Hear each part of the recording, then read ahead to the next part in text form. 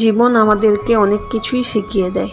জীবন আমাদেরকে হাসতে শেখায়, জীবন আমাদেরকে কাঁদতে শেখায়, জীবন আমাদেরকে সহ্য করতে শেখায়, জীবন আমাদেরকে রুখে দাঁড়াতে শেখায়।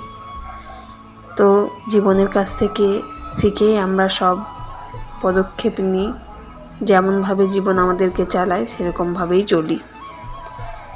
শুভ সকাল আমার সকল বন্ধুদের। এখন বেজে গেছে সকাল 8:30 মতো, আর আমি ব্রেকফাস্ট বানাতে শুরু করে দিয়েছি। সকালের জলখাবার আজকে হচ্ছে চাউমিন হচ্ছে, কারণ ছেলে উঠেছে দেরি করে, আর আজকে মুড়িটা খুব একটা দেব না বলেই চাউমিনটা বানাচ্ছি। আর এখানে সবজি নিয়ে নিয়েছি, দেখো পটল, আলু, বাঁধাকপি, কুমড়ো। আজকে সবজি করব কোনো এখনও ঠিক করিনি। তার আগে ভাবলাম যে বাড়ির সব যখন কাজ হয়ে গেছে তখন আমি একটুখানি খাবারটা খেয়ে নিই। তো সেই খাবার নিয়েই বসে পড়েছি এখন। আর খাবারটা প্রচণ্ড ঝাল হয়েছিল, আর সেজন্য একবার করে আমি জলটাও খাচ্ছিলাম, জল নিয়েই বসেছি দেখো।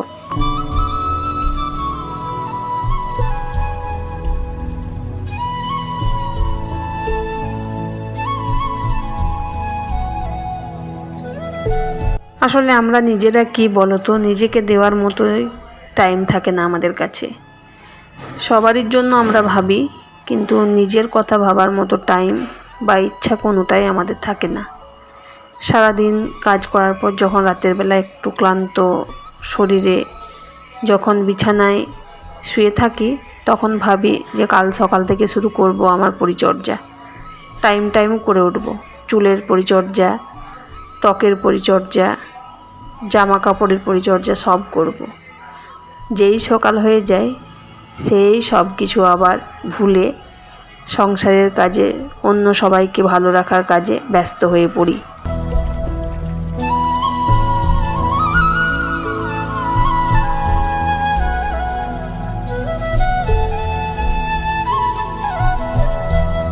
জলখাবার সম্পূর্ণ সেরে দেখো চলে এসেছি রান্নার দিকে। আর রান্না হচ্ছে, কুমড়োটাই কেটে নিচ্ছি, কারণ রাতের দিকে যদি কুমড়োটা রাখি খারাপ হয়ে যেতে পারে, আর কালকে তো রাখাই যাবে না। সেজন্য ভাবলাম আজকে কুমড়ো সবজিটাই করি। সেই জন্য দেখো আমি আলু কুমড়ো কেটেও নিয়েছি। আর বাকি দেখি কি করি, একটা সবজি দিয়ে তো খাওয়া হবে না। তো সেজন্য আরও কি করব এখনও না ভেবেই প্রথমে সবজিটা বসিয়ে দিলাম, আর তারপরে ভাতটা দেখো নামিয়ে নিলাম। আর হাঁড়িটা দেখো কি সুন্দর হয়েছে, ছোট্ট মতো। এই হাঁড়িটা মা কিনে দিয়েছে আমাকে।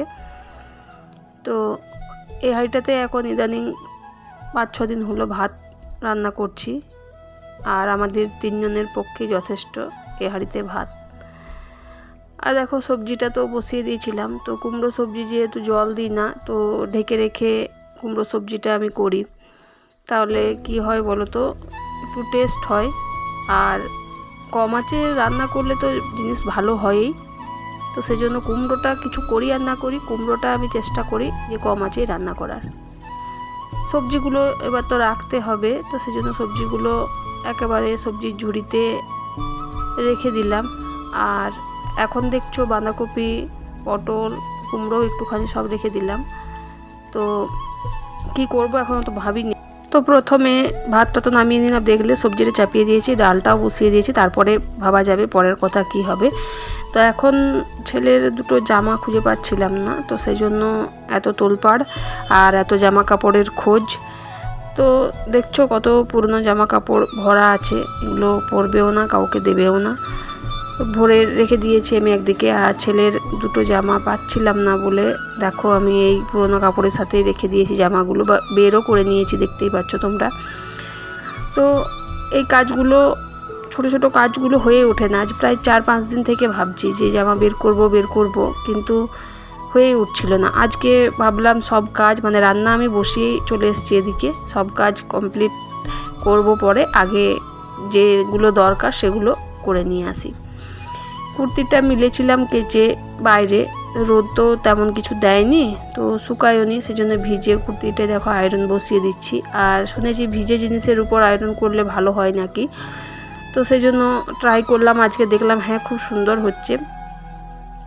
একেবারে রান্নাও সারা হয়ে গেছে, খাওয়া দাওয়া হয়ে গেছে, রান্নার বাসনগুলো ধুতে চলে এসেছি। মানে রান্না না, একবারে দুপুরের খাওয়ার বাসনগুলো ধুয়ে নিচ্ছি, কারণ আজ থেকে আমাকে বাসন কোসন ফেলে রাখলে চলবে না, সব কিছুই ধুয়ে নিতে হবে। তো সেজন্য দুপুরের বাসন ধোয়া কমপ্লিট একেবারে হয়ে গেল আমার। বেশি ছিল না কিচ্ছু, কটা থালা বাসন ছিল সেগুলোই ধুয়ে নিয়ে এলাম, ওই জন্য সিঙ্কেই আমার ধোয়া হয়ে গেল।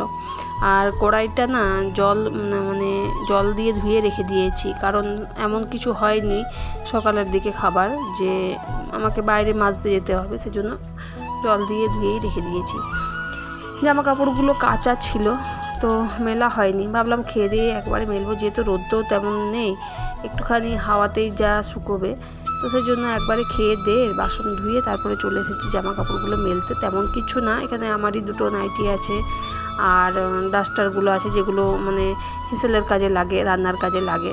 জলটা ভরতে দিয়েছিলাম, তো জলটা ভরা হয়ে গেছে এবার। আর বালতিতে জল ভরে না থাকলে না খালি খালি লাগে সবসময়, সেজন্য ভরেই রাখি আমি। বিকেলের দিকের মেঘটা দেখো কতটা পরিমাণে হয়েছে, কিন্তু বৃষ্টি হবে না। কোনো কোনো জায়গায় বৃষ্টি হচ্ছে, আমাদের এদিকে কিন্তু একদম বৃষ্টি হবে না। তো সেই জন্য দেখো এক দু ফোঁটা বৃষ্টি কিন্তু বাইরে পড়ছে, আমি হাত দিয়েই আছি, দেখো বৃষ্টির ফোঁটাগুলো যাতে হাতে পড়ে সেজন্য হাতটা পেতেই রেখেছি আমি। আর তোমাদের দাদাভাইকে দেখাচ্ছিলাম, তো বাইরে বেরিয়ে গেল, আবার ভেতরে ঢুকে গেল। তো বাইরের দরজাটা খোলাও আছে, আর তেমন সন্ধে হয়নি, বিকেলে আছে, এখন প্রায় 5টা 5:30 বাজে এরকম হয়েছে। তো সেজন্য বাইরের একটু ঘুরু করে একটু ঘোরাফেরা করে চলে এসেছি দেখো সন্ধেবেলায় বাড়ির ভেতরে। আর ছেলে গিয়েছিল বাজারে একটুখানি ছোলা বাটোরা নিয়ে এসেছে, তো সেজন্য খাবে সন্ধেবেলায়। আর দেখো আমাদের এখানে ছোলা বাটোরা কেমন হয়, তো ভালোবাসে ছেলে খেতে, তো প্রতিনিয়ত খায় না, তেলের জিনিস তো খাওয়াটা ঠিক নয়। আর এত পরিমাণে হাতে তেল লেগে যাচ্ছে, তো খুব কমই খায়, মানে খুব কম খাওয়াই হয়। আর তেলটা খুব একটা সহ্য হয় না, কি তেলে ওরা করে বানায়। তো সেজন্য আমি যতটা পারি বাইরে জিনিস কম খেতেই ওকে বলি। তো যাই হোক, রাতের দিকে রান্না চলে এসেছি। আর এখানে হচ্ছে সয়াবিন আলু সবজি হচ্ছে, রুটি হয়ে গেছে। সয়াবিন আলুর সবজিটা আমি অনেকক্ষণ আগেই বসিয়ে দিয়েছি, আর নিরামিষেই হচ্ছে যেহেতু আজকে রবিবার। তো রান্নাবান্না একেবারেই আমার কিন্তু কমপ্লিট হয়ে গেছে। তারপরে রাতের দিকে একেবারে খাওয়া নিয়ে চলে এসেছি, খাওয়াও সারা হয়ে গেছে। আর এইখানে বাসন ধুয়ে একবারে কমপ্লিট করে রেখে দিয়েছি, সব মোছামুছি করে, কারণ কাল সকালের জন্য কিচ্ছু রাখিনি আমি, একদম পুরো রান্নাঘর পরিষ্কার করে দিয়েছি। আর এটা করার কারণ হলো তোমরা জানতে পারবে কালকে। তো চলো আজকের ভিডিওটা আমি এইখানেই শেষ করছি।